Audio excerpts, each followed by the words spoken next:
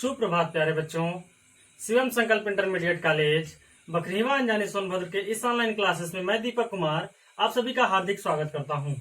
आज हम कक्षा 12 विषय जीव विज्ञान का अध्याय 8 मानव स्वास्थ्य तथा रोग का भाग 7 पढ़ेंगे।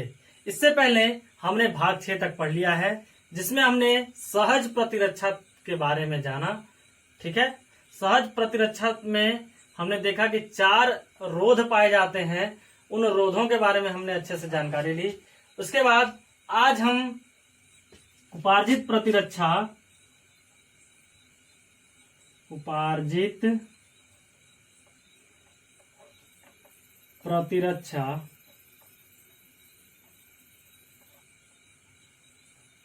एक्वायर्ड इम्यूनिटी के बारे में जानेंगे। ठीक है,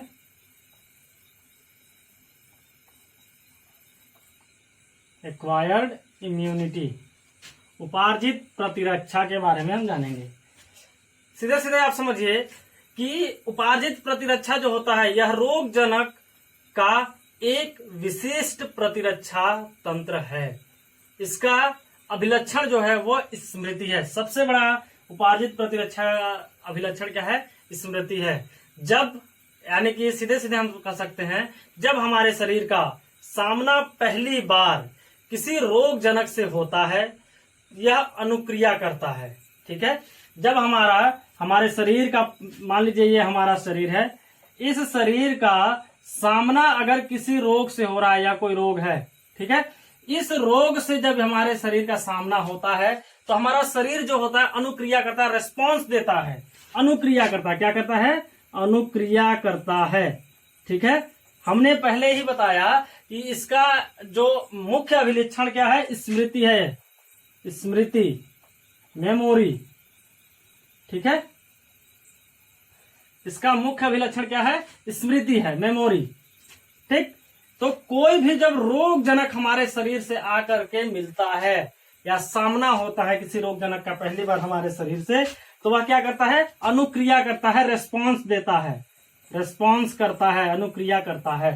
ठीक है, जिसे प्राथमिक अनुक्रिया कह सकते हैं, यानी कि इसे प्राथमिक अनुक्रिया कह सकते हैं। ठीक, ये क्लियर हुआ? यानी उपार्जित प्रतिरक्षा तंत्र का मुख्य अभिलक्षण क्या है? स्मृति है। जब कभी भी कोई भी रोग जनक हमारे शरीर से आकर के मिलता है या किसी रोग जनक का सामना हमारे शरीर से होता है, तो हमारा शरीर जो होता है अनुक्रिया करता है, रिस्पॉन्स करता है। और इस रिस्पॉन्स में, ठीक है, इस रिस्पॉन्स को प्राथमिक अनुक्रिया कहते हैं, प्राइमरी रिस्पॉन्स कहते हैं। ये क्लियर हुआ?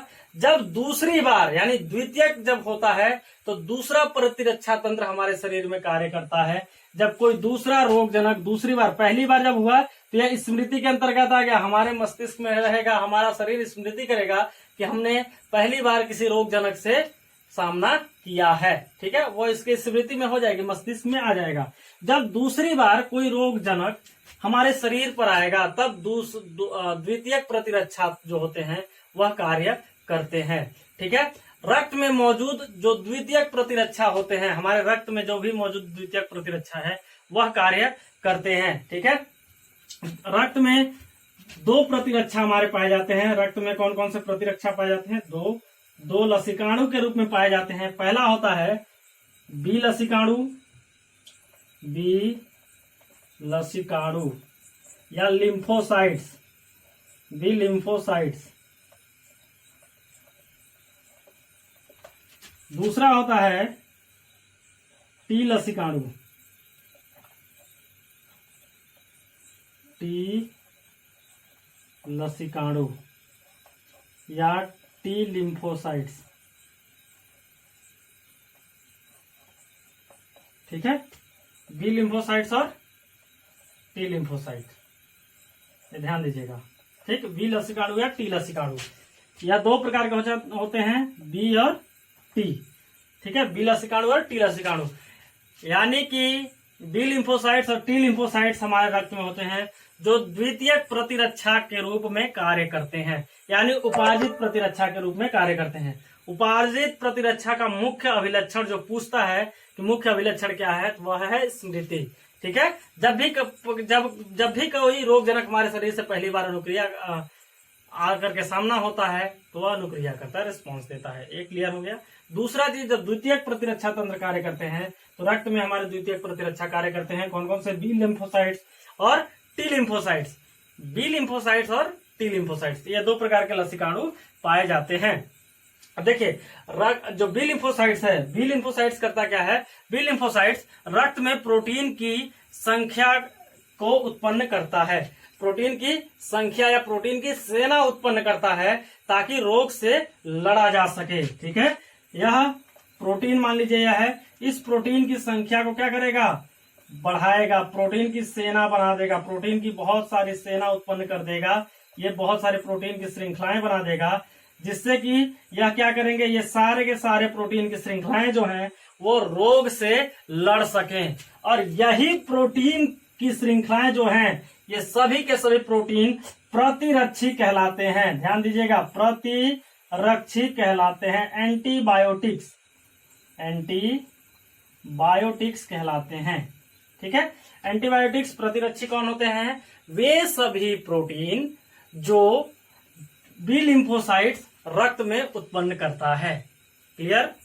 बी लिम्फोसाइट्स जिन प्रोटीनों को रक्त में उत्पन्न करता है रोगों से लड़ने के लिए, उन प्रोटीनों को प्रतिरक्षी या एंटीबायोटिक्स कहते हैं। क्लियर हो गया यहां तक? देखिए, बी लिम्फोसाइट्स जो होता है वो कोशिका माध्यित प्रतिरक्षा होता है। बी लिम्फोसाइट्स को कोशिका माध्यित प्रतिरक्षा भी कहा जाता है। ये ध्यान दीजिएगा, cell mediated immunity, CMI, cell mediated immunity. आप वीडियो को रोक करके इसे लिख लेंगे, अवश्य लिख लेंगे, क्योंकि क्वेश्चन जो होता है बोर्ड के एग्जाम में सीएमआई का पूरा नाम पूछ देगा। तो सेल मीडिएटेड इम्यूनिटी, कोशिका माध्यित प्रतिरक्षा किसे कहा जाता है? बी लिम्फोसाइट्स को कहा क्या जाता है? बी लिम्फोसाइट्स जो होते हैं वह इसका सीएमआई का माध्यम बनते हैं, यानी कि कोशिका माध्यित प्रतिरक्षा का माध्यम बी लिम्फोसाइट्स होता है, जिसे सामान्य रूप से बी लिम्फोसाइट्स को कोशिका माध्यित प्रतिरक्षा भी कहा जाता है। बी लसिकाणु को कोशिका माध्यित प्रतिरक्षा भी कहा जाता है। टी लसिकाणु जो होता है, अब टी लिम्फोसाइट्स के बारे में जानते हैं। टी लिम्फोसाइट्स जो होता है वो बी लिम्फोसाइट्स की तरह प्रोटीन की श्रृंखला का निर्माण नहीं करता है, लेकिन या इसकी तरह प्रतिरक्षी का निर्माण नहीं करता है, लेकिन यह बी लिम्फोसाइट्स को सहायता प्रदान करता है कि वह प्रोटीन की श्रृंखला को बना सके। ठीक है, क्या करता है? एक सहायक के रूप में कार्य करता है जो प्रोटीन की श्रृंखला को बनाने में बी लिम्फोसाइट्स सार्थक हो सके। क्लियर? यानी कि टी लिम्फोसाइट सिर्फ सहायता करता है। क्या करता है? टी लिम्फोसाइट जो होता है वो बी लिम्फोसाइट्स के प्रोटीन की श्रृंखला को बनने में सहायक होता है, सहायता करता है। ठीक है, इस तरीके से आप देख लिए, यह था उपार्जित प्रतिरक्षा। एक हम प्रतिरक्षी अणु की संरचना देखेंगे कि किस तरीके से प्रतिरक्षी अणु जो होता है, प्रतिरक्षी अणु यानी जिस तरीके से हमने ये बताया कि प्रोटीन की जो श्रृंखला थी, ये सभी क्या थे? प्रतिरक्षी अणु थे, लेकिन ये बहुत सारे थे, बहुत सारी संख्या में थे। अब हम एक सिंगल प्रतिरक्षी अणु को देखेंगे कि किस तरीके से, सचित्र हम इसका वर्णन करेंगे। ठीक है, कि किस तरीके से प्रतिरक्षी अणु होता है। ठीक है, तो आइए हम चित्र बनाते हैं प्रतिरक्षी अणु का। देखिए, तो यह है प्रतिरक्षी अणु। प्रतिरक्षी अणु में जो मुख्य रूप से 2 श्रृंखलाएं होती हैं। एक लघु श्रृंखला, ये छोटा सा जो यहां से यहां तक है, यहां से यहां तक का जो भाग है वो लघु श्रृंखला है, और ये पूरा का पूरा भाग दीर्घ श्रृंखला है। लघु श्रृंखला और दीर्घ श्रृंखला। ठीक है, इन सब में कार्बन और नाइट्रोजन बंध होते हैं। ये जो बीच का भाग है ये खाली स्थान या प्रतिजन बंधक स्थल होता है, जिनमें सल्फर सब सल्फर से सिंगल बॉन्डेड सल्फर से होता है। ठीक है, इसमें सल्फर का सिंगल बॉन्ड होता है। यहाँ भी इस तरीके से दोनों तरफ इस तरीके से सल्फर का सिंगल बॉन्ड होगा। आप अपने बुक से इस प्रतिजन को अच्छे से इस प्रतिरक्षी अणु को अच्छे से देख करके चित्र बना लेंगे और कलरफुल डायग्राम बनाएंगे, जिसमें जो भी कलर भरा हुआ है उस रंगों को रंगेंगे। ठीक है, तो यह एक प्रकार का सामान्य प्रतिरक्षी अणु है। हमारे शरीर में, हमारा शरीर जो है वह कुछ प्रतिरक्षियों को उत्पन्न करता है, जैसे IgM। ठीक है, IgM, IgE। ठीक है, इस तरीके का IgM और IgE जो है ये कुछ प्रतिरक्षी हैं जो हमारे शरीर के द्वारा उत्पन्न किए जाते हैं। ठीक है, उपार्जित प्रतिरक्षी हैं। ऐसे प्रतिरक्षी हैं जो बी लिम्फोसाइट्स के द्वारा उत्पन्न किए जाते हैं, जैसे IgM, IgE।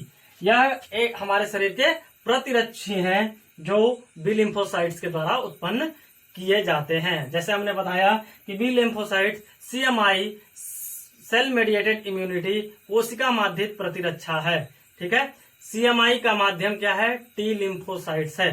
ध्यान दीजिएगा, यह टी लिम्फोसाइट्स CMI का माध्यम है। नेक्स्ट हम आगे देखते हैं सक्रिय तथा निष्क्रिय प्रतिरक्षा। नेक्स्ट हमारा जो टॉपिक होगा सक्रिय तथा निष्क्रिय, सक्रिय और निष्क्रिय प्रतिरक्षा। सक्रिय प्रतिरक्षा, दूसरी तरफ हम कहेंगे निष्क्रिय प्रतिरक्षा। निष्क्रिय प्रतिरक्षा। ठीक है, सक्रिय तथा निष्क्रिय प्रतिरक्षा। सक्रिय प्रतिरक्षा हम उसे कहते हैं जब परपोषी प्रतिजनों का सामना करता है। जब कोई भी परपोषी या हमारा शरीर जो है वो प्रतिजनों का सामना करता है, तब उसके शरीर में प्रतिरक्षी उत्पन्न हो जाते हैं, प्रतिरक्षी पैदा हो जाते हैं। ठीक है, जब कोई भी प्रतिरक्षा परपोषी यानी कोई शरीर जब कोई परपोषी प्रतिजनों का सामना करता है, किसी रोग का सामना कर रहा है, प्रतिजन का सामना कर रहा है, ठीक है, पैथोजेंस का सामना कर रहा है, किसी रोग का सामना करता है, तब उसके शरीर में प्रतिरक्षी पैदा हो जाते हैं। प्रतिरक्षी या अपने आप को उस तरीके से अडॉप्ट कर लेता है इसके सेल्स में, इसके प्रतिरक्षी उत्पन्न हो जाते हैं, जिससे उसे कोई प्रभाव नहीं पड़ता है। ठीक है, चाहे वह प्रतिजन, यह जो प्रतिजन इसका सामना किसी परपोषी से हो रहा है, तो यह प्रतिजन चाहे जीवित हो, चाहे मृत हो, चाहे प्रोटीन के रूप में हो।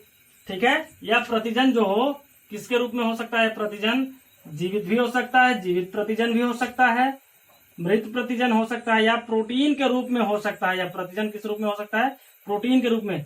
इन तीनों के रूप में हो सकता है। आप ये ध्यान दीजिएगा कि जब किसी परपोषी का सामना किसी प्रतिजन से होता है, ठीक है, जब किसी परपोषी का सामना किसी प्रतिजन से होता है, तो यह जो प्रतिजन होता है, जो परपोषी का शरीर होता है, वह प्रतिरक्षी उत्पन्न कर लेते हैं। जैसे हमने अभी बताया था IgM, IgE, ये सब क्या था? प्रतिरक्षी थे। ठीक है, अब देखिए, जब यह प्रतिरक्षी उत्पन्न कर लेते हैं, तीन यह सक्रिय रूप से होते हैं, इसलिए इन्हें हम कहते हैं सक्रिय प्रतिरक्षा। जो सक्रिय रूप से अपने शरीर में प्रतिजन के प्रति प्रतिरक्षा उत्पन्न कर लेते हैं, जो भी परपोषी, उन्हें हम सक्रिय प्रतिरक्षा कहते हैं। ऐसे प्रतिरक्षा को, जैसे बार बार मच्छर काट रहा, तो हम अपने आप को उस तरीके से, हमारा सेल्स, हमारे बॉडी, हमारे सब जो है अपने आप को उस तरीके से अडॉप्ट कर ले रहे हैं। ठीक है, उस तरीके से अडॉप्ट कर ले रहे हैं कि उसके काटने पर हमें कोई प्रभाव नहीं होगा। हमारे बॉडी में उस तरीके का प्रतिरक्षी उत्पन्न हो जा रहा है, जिससे उसके काटने से हमें कोई प्रभाव नहीं पड़ता है। उसी प्रतिरक्षा को हम सक्रिय प्रतिरक्षा के नाम से जानते हैं। ठीक है, निष्क्रिय प्रतिरक्षा के अंतर्गत हम जानेंगे कि वह प्रतिरक्षी जिसे वह प्रतिरक्षा के लिए बनाया जाता हो। जैसे कि सीधे समझिए, दवाई जो है यह प्रतिरक्षा के लिए बनाई गई है, यह सीधे शरीर में प्रवेश कराया जाता है। ऐसे प्रतिरक्षा को निष्क्रिय प्रतिरक्षा कहते हैं, जिसे हम सीधे शरीर में प्रवेश कराते हैं कोई ना कोई रूप में। ठीक है, जैसे दवा हो गया, गोली हो गया, इस सब के रूप में अगर हम शरीर में सीधे प्रवेश करा रहे हैं तो वह निष्क्रिय प्रतिरक्षा होता है। ठीक है, एक्टिव और पैसिव। एक्टिव इम्यूनिटी और पैसिव इम्यूनिटी। एक्टिव इम्यूनिटी वह है जो प्रतिजन के खिलाफ ऑटोमेटिक हमारा शरीर उसका प्रतिरक्षी उत्पन्न कर ले या बना ले। ठीक है, नेक्स्ट हम देखेंगे, नेक्स्ट हम इसमें पढ़ेंगे एड्स के बारे में, AIDS, एड्स के बारे में। ठीक है, मानव स्वास्थ्य तथा रोग में हम एड्स के बारे में पढ़ेंगे और कैंसर के बारे में पढ़ेंगे, कैंसर के बारे में पढ़ेंगे तथा एड्स, कैंसर और एक और चीज पढ़ेंगे हम इसमें, अल्कोहल तथा ड्रग। अल्कोहल ड्रग, किशोरावस्था में अल्कोहल का उपयोग किस तरीके से बढ़ जाता है, इसके बारे में पढ़ेंगे, इसके रोकथाम के बारे में पढ़ेंगे नेक्स्ट वीडियो में। तब तक के लिए धन्यवाद, आपका दिन शुभ हो।